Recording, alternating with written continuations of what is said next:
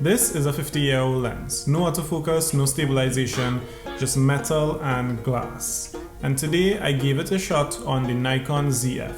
Was it worth it?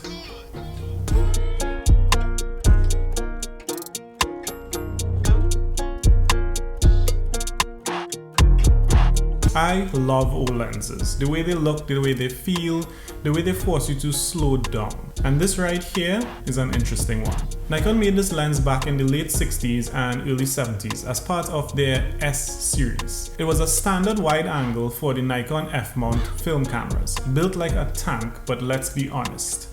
Optics have come a long way since then. So I was curious, how does a lens like this hold up on a modern mirrorless camera? I picked this up on eBay for $70 and figured, why not? Now this wasn't a full-on photo shoot, just me and my wife in our living room messing around with the lens. And at first, yeah, focusing was a struggle. Manual focus is tough, especially wide open at f2.8.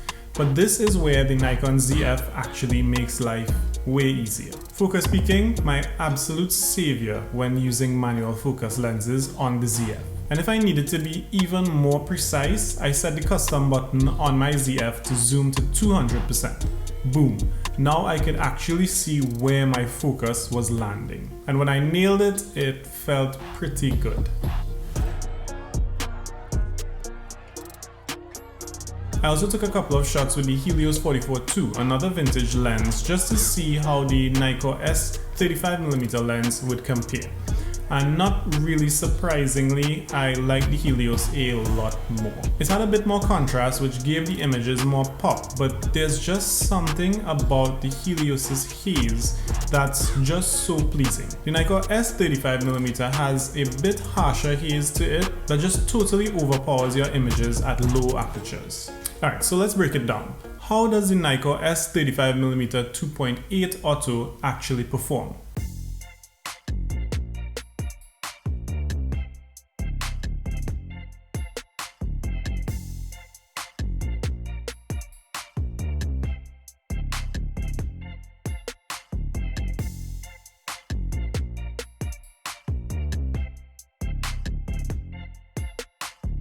Wide open at f2.8, it's soft. Like, did I miss focus, or is this just how the lens is kinda soft? But stop it down to f4 and things start to clean up. The contrast is lower than modern lenses, which gives it that natural vintage film-like look. But if you want crisp, punchy images straight out of camera, this ain't it. Chromatic aberration? Yep. If you shoot in high contrast situations, you're gonna see some funky color fringing, and same goes for lens flare. It's interesting though, it can be a little wild, but sometimes if you can control the flare, it can look straight up cinematic.